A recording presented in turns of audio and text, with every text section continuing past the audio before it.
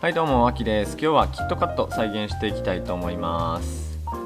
まずはどういう構造になっているのか詳しく観察していきましょう。表はこのおなじみのキットカットの文字、裏はちょっとボコボコしてますね。カットしてみると断面は、こんな感じで層になってますね。全体の高さが 9mm、 中身は 7mm でした。もうちょっと詳しく見ていきましょう。まず外を溶かしてみて、外はこれは色的にミルクチョコっぽいですね。中には生地が入っていて全部で3枚、それぞれにクリームが塗られてますね。この薄い格子状の生地はサクサクの軽いウエハースですね。薄さが 2mm、 縦45、幅が 10mm となっていました。こっちのクリームの方は油脂にパウダー状のものが混ざってて、ちょっと舐めると甘いですね。ここで裏の表示を見てみましょう。表示は総量の多い順から書かれています。つまりお砂糖が一番多いということですね。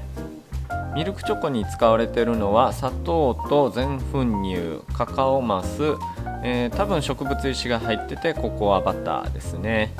乳化剤はだいたいどのチョコにも入ってて、おそらく大豆由来ですね。ウエハースの方はお砂糖、小麦粉、イーストと、重曹ですね。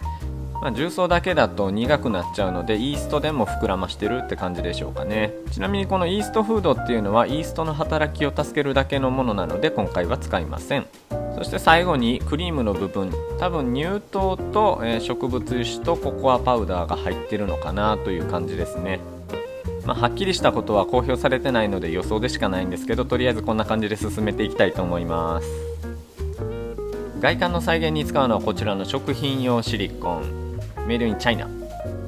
食品に使えるよっていう証明がついてました。まずは真っ平らな鉄板にフィルムを貼ってベースを作ります。そこを密着させるために少し溶かしてからフィルムの方にグッとしっかり貼り付けます。同じようにして3つともしっかりと貼り付けていきます。枠はアルミ板で作っていきます。本体の高さが 9mm なので1センチ幅でカット。カッターで筋をつけてクキクキするとこんな感じで綺麗にちぎれます。5mm ぐらい間隔を空けてセロテープで貼り付けていきます。シリコンは A 液と B 液を同量混ぜ合わせて使うタイプですね。まずは A 液を 25g、 ちょっと超えたけど、そしてピンク色の B 液を同じだけ入れます。ちょっと超えたけど大丈夫でしょう。そして付属のヘラで2つをしっかりと混ぜ合わせる。説明書的には180秒しっかり混ぜ合わせるということだったので3分間こねこねしました。そして型に流していきます。型に流すときはこのように糸みたいに細く垂らしながら入れていくと隙間にもきっちり入るし、気泡も入りにくいということでいいですね。この文字の部分大事なんで、しっかり空気が入らないように流していってます。こんな感じで流し終わったら8時間以上放置します。結局半日放置してしっかり固まりました。ちょっと裏側がねボコボコしてたんで汚くなっちゃってますけど、なんとか型取りはできてます。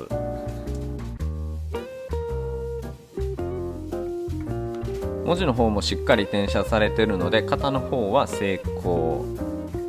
ちなみにめちゃくちゃ柔らかい、プルプルや。ウエハースの生地のレシピは多分こんな感じ。水だけ最後に入れて混ぜ合わせる。ちなみに粉はちゃんとふるってます。出来上がった生地はこんな感じ。なんかお好み焼きの生地みたいやな。ラップをして40度ぐらいのお湯にしばらくつけて発酵させておきます。はい、発酵完了。ちょっとよく分かれへんけどラップを取ってみるとこんな感じでプツプツして発酵してガスが出てるの分かるかな。発酵の影響で生地の状態もちょっと変わっとって、なんかとろろっぽい感じになっとるね。細く糸引く感じ。はい、これを焼いていきます。本来やったらね、ウエハースワッフルメーカーみたいなやつでサンドして焼くんやけど、うちにはそんなものがないので、別の方法でそれっぽい感じに焼いていきます。まずは生地を鉄板に薄く伸ばして、2ミリの厚さの棒ですね、これを周りに置いて、で鉄板でサンドして焼くと。これで2ミリの薄さのサクサクした生地が焼き上がるはず。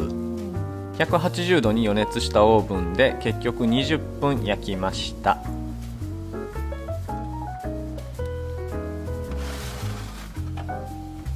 焼き上がったらしばらく放置。あったかい。完全に冷めたらシートを剥がして、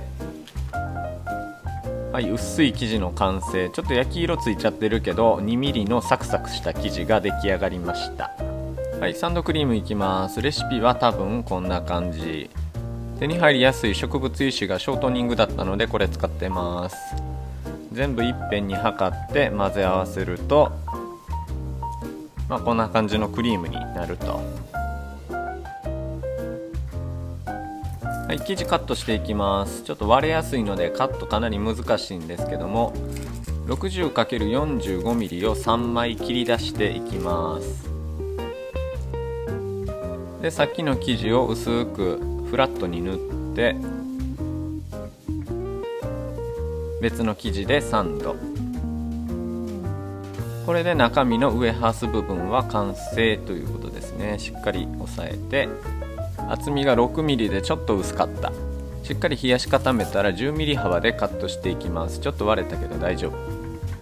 きっちり3層。はい、メインのミルクチョコ、明治のミルクチョコは実は植物油脂が入っていないので、こっちのガーナの方、はい、ここね、はい、植物油脂入ってるのでこっちの方使います。はい、じゃあチョコレートを溶かしていきます。中身小さく割って600ワットの電子レンジで20秒ずつ、3、4回やれば溶けきると思います。こんな感じで。でここでちょっとだけ実験。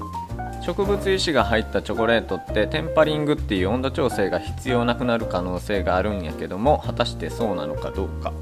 こっち側がただ溶かしただけのチョコレート、残りの方はちゃんとテンパリング取ります。溶かしたチョコレートの一部をお鍋なんかで26度以下まで冷まして、残しておいた温かいチョコレートと合わせて30度ぐらいと。これでテンパリング完了。さっきのやつの隣に置いて同じように冷蔵庫で冷やし固めます。ピヨンってなってる方がテンパリング取った方ね。同じように固まってるように見えるけども、テンパリング取った方は何回触っても溶けないのに対して、取ってない方はもう触った瞬間からどんどん溶けていって、はい、もうベロベロになってます。やっぱりテンパリングは必要っていうことですね。はい、テンパリングの大事さが分かったところで型に詰めていきます。コルネで細く空気が入らないように絞り入れてあげて、さっきのウエハースを静かに沈める。で上から残りのチョコを絞ってあげてきれいにならすと。これでしばらく冷やし固めて外すと、はい完成。見た目は完全にキットカット。当たり前か。本物と比べてもどっちがどっちかわからない。カットしてみると断面はこんな感じ。本物と比べるとちょっと色がやっぱり濃いね。ウエハースがやっぱり難しいけど、ちゃんとキットカットはできる。はい、というわけでまとめ。総作業時間13時間42分、制作費384円ということで、結論としては買ってきた方が安いし早いという結果になりました。最後までご視聴いただきありがとうございました。この動画が参考になったらいいね、チャンネル登録。チョコレートについてもっと知りたい人はオンラインサロンもやってますので、概要欄をチェックしてみてください。それではさようなら。